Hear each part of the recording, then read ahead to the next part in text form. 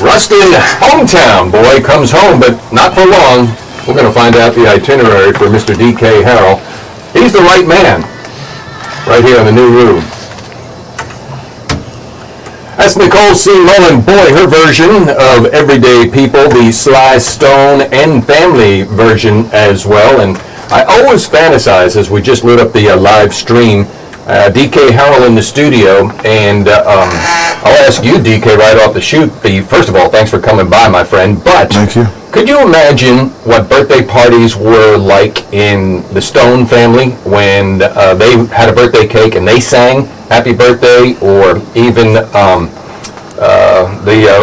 losing my trail. Oh, the Neville family out of New Orleans when they sang birthday, but in Rick Godley's family, happy birthday was like a slow train rolling off the track. And jeez. Bet you never had an interview start that way before. No. Well, welcome in, man.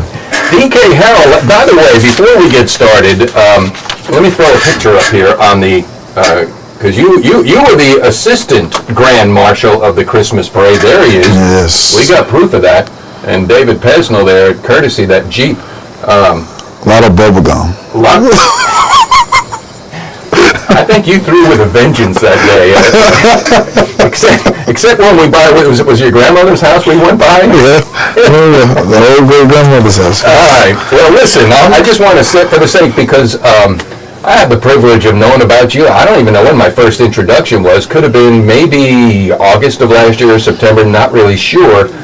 But The Right Man, the project, the music is off the chain, and we met. So here's his itinerary for, let's just say, last month. Let's go for last month. This young man from Ruston, Louisiana. I talked to everybody about you, and nobody knows, the proverbial prophet is not known in his hometown. Well, that's because you're traveling the frickin' world all over with your music and the band. Okay, let's just pull out the month of May. You started out, let's put it in reverse. On April 21st, the Baton Rouge Jazz Festival. Oh, by the way, I got a picture of that where you seem to like to run into the audience, and you did that, right? Was that for the final jam that you told me about? No, that actually was during our set, which was before the jam. And that was the last song on our set, and I decided to go out into the audience. All right, so that's how you started to wrap up April, and said, oh, by the way, let's go down to Jazz Fest in New Orleans. You did Jazz Fest. Let's pack our bags and go over to the Netherlands, Belgium, Germany. Netherlands, you had a whole bunch of shows over the seas. Belgium, West Memphis, Arkansas. You came home, and so now we're in June, and where is the itinerary? Good thing I'm not a travel agent, right? And Bay St. Louis, and you still got to go out to Salt Lake City before you head back to Belgium, Switzerland, Netherlands, etc. So the man's a busy man. So, by the way, where's your mother? My mother's at home, but she did join us at Jazz Fest. Oh, she did? Oh, yes. Yeah, that's a microphone. Don't be afraid of it. I don't think you're afraid of it, are you? No, I'm not afraid of it. There you go. Now we hear DK. No. So, here's a picture of Crystal and you at Jazz. Is this at Jazz Fest? This is at Jazz. This is right before the show at Jazz Fest. And the trailer behind our stage was the blues tent. Yeah. What's Mom think about all this? She's overwhelmed with all of it. She tells me all the time that she never would have thought that her son would be doing the things that he's doing, and she's happy that she can share the world with me. I mean, and we'll get her one day in here. I was like, when did she realize that, okay, here comes my little baby boy, and who's not a little baby anymore, and he's not a boy, but he's traveling the world. She had to have an inkling somewhere along the way, like, okay, my son's destined for something greater than what's going on here. I think that moment was when I did the B.B. King Museum expansion show in 2021, and everyone on the stage at the time was already established. Like, they had already had 10-year careers, 20, 30, 40 years in the business, because I was sharing the stage with like Gary Clark Jr. and Tedeschi Trucks and country singer Tom Worth and Mr. Sip and Selwyn Birchwood and Bobby Rush, and that night she like was hysterical because I was like, hey, you want to meet Susan Tedeschi? And she like fangirl so hard. And she met her, and now Susan Tedeschi texts me from time to time asking about my mom. So I think that's when she was like, oh yeah, this is for real. This is for real. All right, well, let's even dial it back further. Greg, your Bearcat graduated what year? 2018? 2016. 2016. We are Ruston. We are at Ruston. All right, so were you playing the guitar back then? You were in the band? Actually, I was in choir, but I was playing guitar then. Okay. Sometimes I would bring my guitar and my amp to the choir room, and they would let me play. And I sounded horrible, so I hope none of my classmates have videos of that, because I didn't know anything about tuning then, but that's what I used to do. All right, and when you brought the guitar, and that was Walter Moss, the man? Walter Moss was over the band. Okay. Nathan Trahan and Heidi DeCoo were the choir directors when I was in choir. All right, correct my memory if it's wrong, so you and I have visited a couple of times. Blues guitar, that's what you play. Yes. What's your name? What's her name again, the guitar? The guitar is named Crystal. Oh, it is Crystal, after your mother. After my mother. When did you realize, okay, we're gonna work it into lead blues and play it that way? Were you playing it that way in the choir room at Ruston High School? Oh yeah, I was always playing it that way. Because John Lee Hooker said, you don't always need fancy chords, and a million guitar licks to tell your story. And if you listen to John Lee Hooker songs, he played like the same 3 chords every song in the same key majority of the time. So I decided to take BB's approach, which was making the guitar sound like a voice, where every note is like one word at a time, and it has some emotion behind it. All right, so when the BB in Memphis was the first time your mother had an inkling, all right, something's going on here. Did you have it then, or did you know something prior to that? I've always been consistent and with what I do, if I enjoy what I do, or if I'm really passionate about it. So I always had a feeling that I was meant to do music, and now that I'm actually doing it full time, after all the hardships and everything, and I know people are saying, well, he's just 26, there's no hardships. I was homeless 2 years ago, lost my day job 2 years ago to a nerve issue, and that same year I got 3rd place in the Blues Challenge. I got the B.B. King of the Blues Award. I made my international debut that same year. So it was like the universe, the guy was slapping things in the face like, this is what you meant to do. Right. And since then I haven't looked at 95 cents. So there you go. Well, and right, this adage of you gotta pay your dues to sing the blues, not unless, you got that thing that's been poured in you to play the blues from the get-go. And let's even dial it back before, because you talked about getting bullied when you were at Ruston High School, and I tell people about that, but I remember from an interview with you that you vowed to be better, not bitter. Talk about that, because you know as well as I, DK, it's still going on. Oh, yes. And how can we do something about that to wait a second, y'all, we need to just stop this and let people be, especially children. Well, as I told you before, Rick, in private conversations, and I'll make it public, that I feel like a lot of times with these children who bully other children, it starts at home. Sometimes things are dysfunctional at home. You do have parents who talk down to their children pretty bad, and it rubs off on the child, and because they don't love themselves and they see their family is not showing them the right way to love a child, they take it out on other children. And then you find out years later that they were a victim of some type of physical, verbal, emotional, mental abuse, and they just needed someone to talk to during that vulnerable state.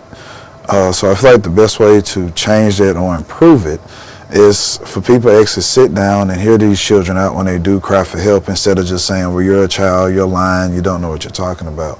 Because children have feelings too. Sure, they have feelings, and oh, by the way, they're probably one of the leading truth teller demographics in the creation of the world. So they're telling you something, and we don't have ears to hear. I'm talking about the adult generation, to say, wait a second, there's something happening here. We need to find out more. Correct.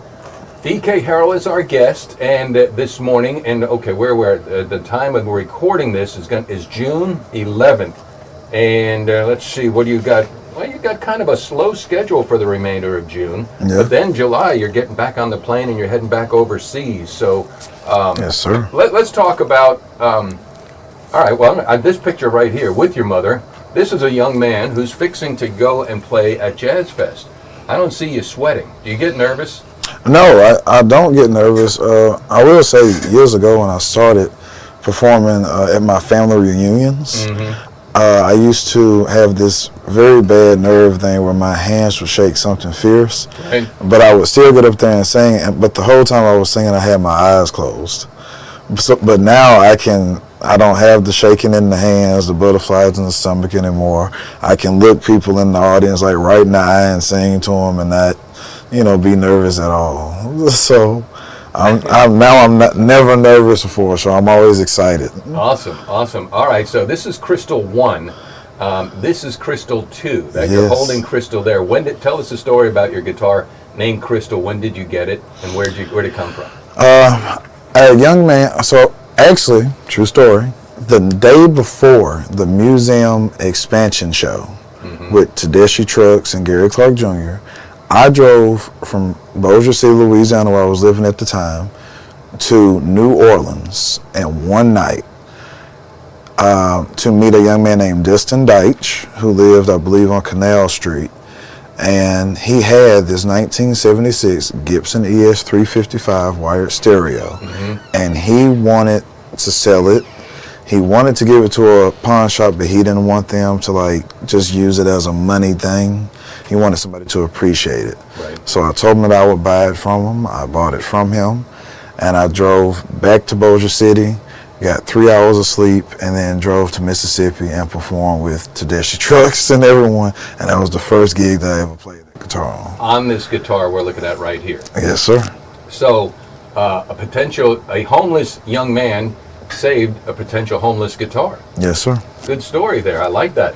All right, so Tedeschi Trucks, and they're in Susan, where are they, out of Greenwood?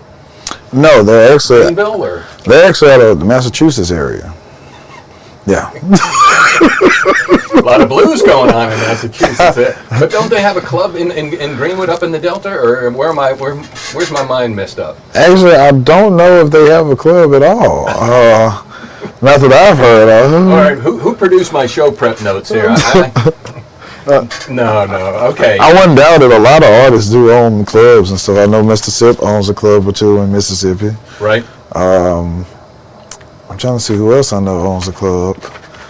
Of course, BB put his name on, a bunch of clubs throughout the United States. So. Well, maybe we need to get DKs here in Ruston, but that's a future planning. I was thinking the other day, and I can't make this up.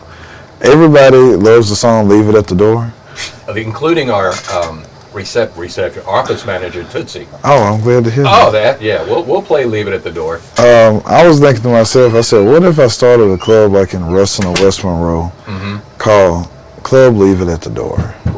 See, she's banging on the wall there. She needs to cut that out. Quit banging on the wall. You're going to punch your hand right through.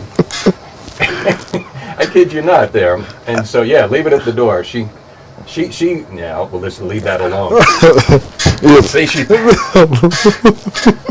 folks, you can't make this up either. This is real, this is raw, this is live. I'm Rick Godley, that's DK Harrell. Yes.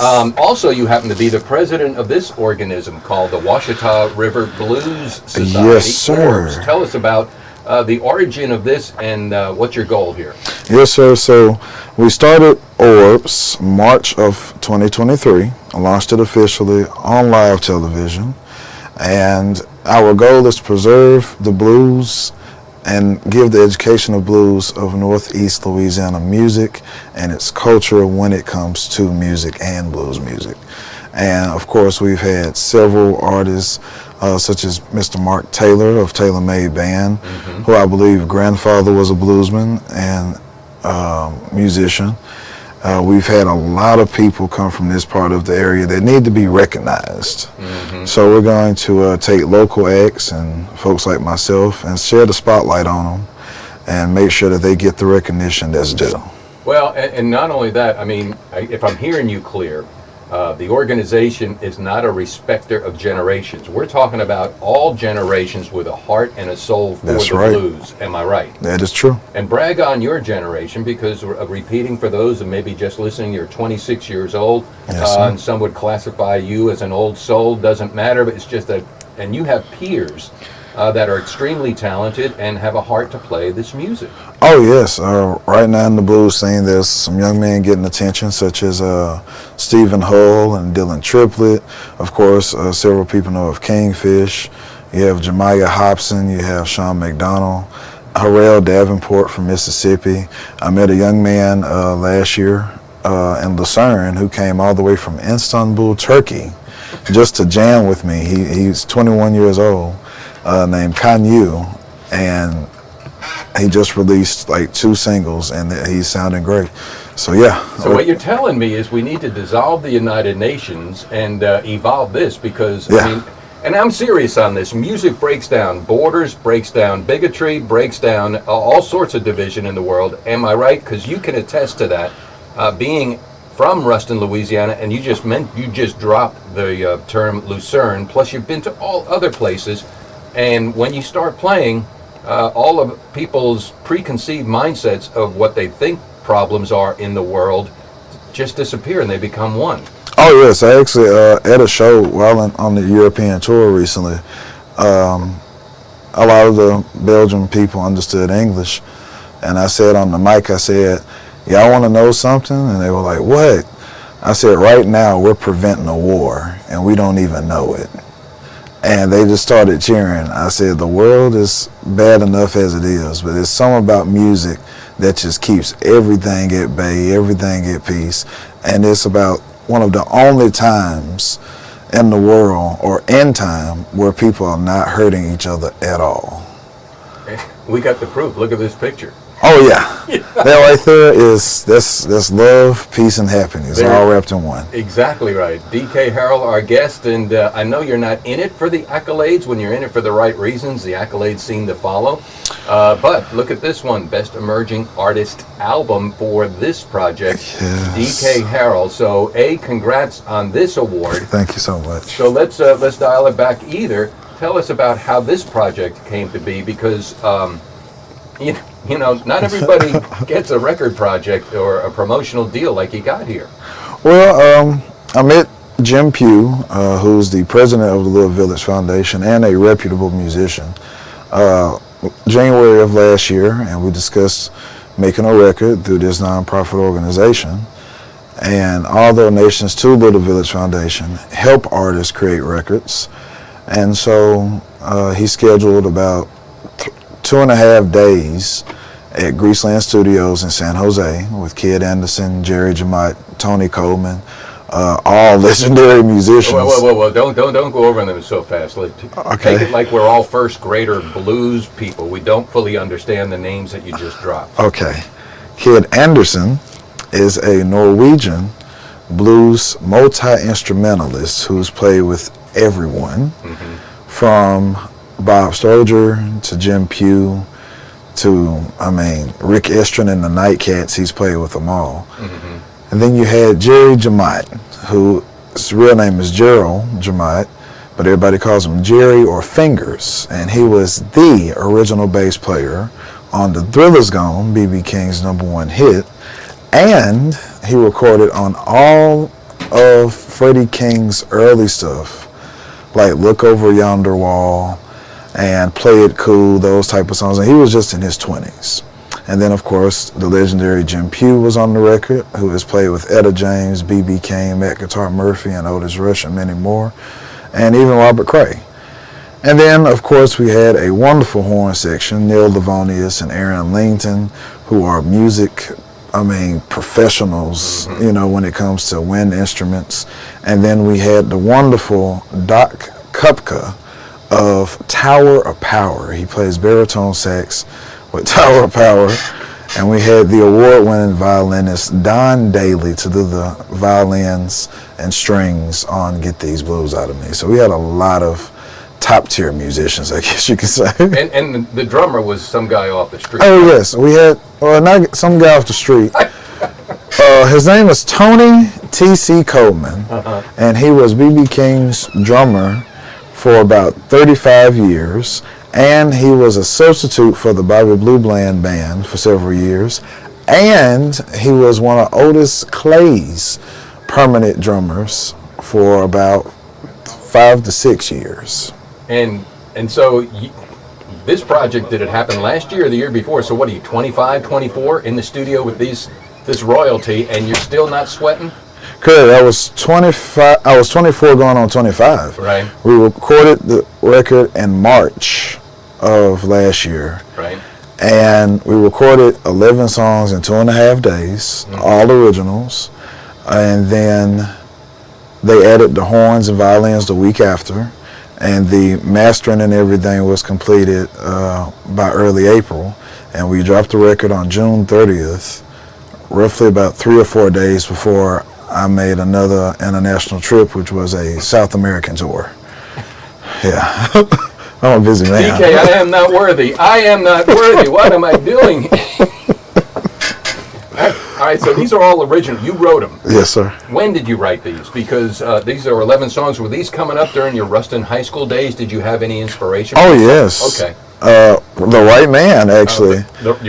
The titular song was, I was dating this young lady from Minden, and we were kind of on and off a little bit, and the relationship got a little rough, and one day, and just like the song says, I was putting in the Wi-Fi password, because she didn't know it, and she asked me to put it in for her, and a guy texted her, and he was like, "Hey, when can I come over again?" And I just politely, I didn't make a big scene. I just was like, "Hey, this guy texted you asking when he could come over again," and she got all upset. So at you or at him or at herself? At me. She got mad at me, and she was like, "You went through my phone." I was like, "Not really. The message just popped up." Right. And so it was it wasn't funny then, but it's funny now. Because I was like, we were both 16 years old, puppy love and all that crap. And I just decided to write a song about it. And she ended up actually hating me. Like, she still dislikes me to this day. But that's okay. Because, I feel like we just grow as a people and things happen. That's right. And I have no, animosity toward her. I hope she's doing well in life, and I hope she continues to do well in life. Well, as the lyric said, she wronged the right man. Yeah. And the right man's moving on, and the wrong man we don't know about.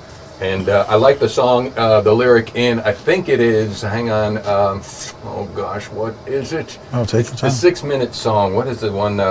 6 minutes? Yeah. See, I'm in radio, so I measure songs, but it's the, no, not here. You'll Be Amazed? That's it. Yes. Oh gosh, I even lost that lyric that's in that one. That's a great song right there. Tell me the inspiration on that one. Oh, well, that was another song that was written during my time at Ruston High. I was told by 2 young ladies that I tried to court, which is an old term. I tried to court these young, not at the same time, but I tried to court these young ladies. And the crazy thing about it, both of them had told me to kill myself because of how I look. Wow. And so I thought to myself, these young ladies are, talking to these young men because they're athletes and they look good, but these guys have egos and they're dogging them out. So I said, what, don't judge a book if you haven't even read the page. And to be honest with you, several of those young ladies that said disgusting things to me in school have now reached out to me and have been like, "I'm so proud of you. It's so cool that you're doing this." And I could be petty and be like, "Yeah, but such and such, such and such." Right. But I go, "Well, thank you so much. I've done this and done that." And they're like, "Well, can you, could you ever take me on the road with you?" And I'm like, "Of course not. No. Yeah, no. That book has closed. Yeah, that's because you didn't read a page of my book. That's right. By the way, speaking of prophecy on that one there, I think you have a lyric in there that you've shook the hands of kings and danced with queens. Am I right or wrong on that? Yes, this shook the hands of king, hugged the necks of queens. All right. Granted 100 children their long-awaited dreams. And You talk about prophecy. I mean, am I right? I mean, because didn't you just do a toast to the King of Sweden or something like that? Didn't you tell me that? well, I did a toast to the president of the Lucerne Blues Festival. Oh, well, I was close. Martin was such a great guy. And when I gave this toast, by the time I got through, he was with the waterworks. I mean, he was crying up a storm. And he hugged me for about 2 minutes, longest hug I ever had from anyone. Mm-hmm. And he looked me in the eyes and he said, "You're a beautiful young man. Please always take care of yourself." And he even told my manager, he said, "Take care of this young man. He's very special." Mm-hmm. And, you know, that's what I'm here for. I'm not here to cause problems. I'm here to show people that there are people in this world who genuinely care about other people and who will put their self last just to make sure other people are satisfied. Well, let's talk about Leave It at the Door, because I don't want the wall to come crumbling down here with Tootsie banging on it, because I know she will in a second. That's become her theme song, and we probably should have a plaque, or maybe you should have a plaque for people like usually they're in the front of businesses. You know, we're a proud member of the Chamber of Commerce. No, we subscribe to Leave It at the Door philosophy. So explain where that one came from. Oh, well, originally, and I'll be honest, Leave It at the Door was supposed to be a dirty song. Oh. Yeah, it was supposed to be like, if you ain't giving up no loving, leave it at the door and all that. Ah. And Rick Estrin and Kid Anderson looked at the lyrics and they said, "You can't sing this, you're a teddy bear, you're a sweet guy, you can't sing stuff like this." Right. I was like, "But good men get mad too, you know," and they were like, "Yeah, but you're an all around good guy, so, you know, rewrite it." So I sat there and rewrote it and handed it to them, and they was like, "This is a lot better." And I actually like this version a lot better than the other version, because that's what we should do sometimes. We should just be able to come home or hang out with friends and family and leave all our problems at the door. Don't even talk about the problems. I wish we could have more conversations about positive things and, oh, this is what's going on, woe is me, you know. Right. And I mean, life is short, and I'd rather dwell on the positive things than dwell on the negatives. Totally, and that leads right into the next song, and we'll do this one, and then we're going to talk about the big announcement behind your head there at the Lincoln Parish Museum. Not here for a long time. Yes. I mean, here's a young man, 24, 25, 26. When did this, we're not here for a long time, inspiration come to you, and why is this on your project? Well, I was actually... this was during the time when I was homeless, and I was in my car at the Lincoln Parish Library, actually, and it's like 1 a.m, and I reached through all my junk and stuff in trash bags and pulled out a notebook and started writing. And I wanted this song to actually be more slow and dramatic, like a Sam Cooke song. So it was gonna be like, you know, "Well, I'm not here for a long time," you know, like that. Mm-hmm. And then I said, you know what? I'm going to make this funky, because I wanted to be, you know, like a triumph type thing. And that's what I was thinking to myself with the homelessness. I'm not going to be here for a long time. I'm just going to be here for a good time. I'm going to make the most out of life, even while I'm at this moment. And next thing you know, I meet all these amazing people, and just like I said, it was the universe and God slapping me going, "This is what you're meant to do." That's right. Get on board. Awesome. DK Harrell, our guest. All right, so let's do the big reveal. Here it is. I'm going to pop it up there. Yes. The Lincoln Parish Museum Blueseum Fest. Folks, I want you to circle the date on your calendar. It's going to be October 12th, 3 to 8 p.m. And it still is a work in progress, and going to come to fruition at the Lincoln Parish Museum. And we're not sure if it's going to be only in the backyard or if we're going to have a street dance. I'm not sure, but it's going to be the DK Harrell and his full band from 6:30 till 8 at the museum. And also I secured 4 on the Floor yesterday and Alfred Young to be part of the lineup for that. And oh, by the way, if you notice in the upper right-hand corner, featuring Ruston's own homecoming DK Harrell. So this is going to be a chance for the whole community to come on out. And oh, by the way, DK, if you notice that Yeah. That's the old Ruston. That's the old Ruston. That R. I figured, I'm from Jersey, and I know Rutgers said to Ruston High School to quit using our R. So I'm ashamed of Rutgers now being from Jersey, and I told them so. And I'm a little ashamed that Ruston caved in so much. So I'm using the old R, but I'm not ashamed of you. And thank you so much for coming on board on this. Oh, thank you. And you're bringing the full band, so brag on that. Yes, we're bringing the full 6-piece band, 2 horns, bass, keys, drums, and yours truly. So we're bringing it all for you. And I told the guys, I said, hey, since you guys already be up this way for the Cane Biscuit Festival in Arkansas, I said, you guys will just come on down and we'll do the Blues Am Fest. And they were like, sure. So this is going to be great. And also, there's a double fundraiser just to make sure people fully understand. Yes. The Lincoln Parish Museum is a nonprofit organism, and the Washita River Blues Society going to be the beneficiary of this. So, man. I get inspiration from the quote from Field of Dreams when Kevin Costner was talking to Terrence Mann, James Earl Jones. You once wrote that the universe will open up itself and the cosmic tumblers will click into place to show you what's possible. And then Terrence Mann and James Earl Jones just shut the door and said, get out of here, you hippie. But this is all kind of falling right into place, my friend, isn't it? Oh, yes. So with time and patience and perseverance, you can conquer all. Sure enough. All right, so let's get to playing some music. Where are we at on time? I appreciate you taking the time this morning. Oh, thank you for having me. Any closing thoughts, any closing words, anything we could say to the young and the restless and the young and the old and the faithful? Continue enjoying live music. Please come to the Blues Am Fest in October. You will not regret it. I do not let the people down, and I'm giving back to my community, which is what many stars and legends do not do. And while I can, I'm going to do it while I can. So please come out October 12th to see us and support the Lincoln Parish Museum and the Washita River Blues Society. You will not regret it at all. Thank you so much. Oh, you are most welcome. Thank you for coming by. He is DK Harrell, and here is Leave It at the Door on the new Rue 102, 102.3. We're up online at kwxmfm.com. Good job, man. Good job. Another one in the books.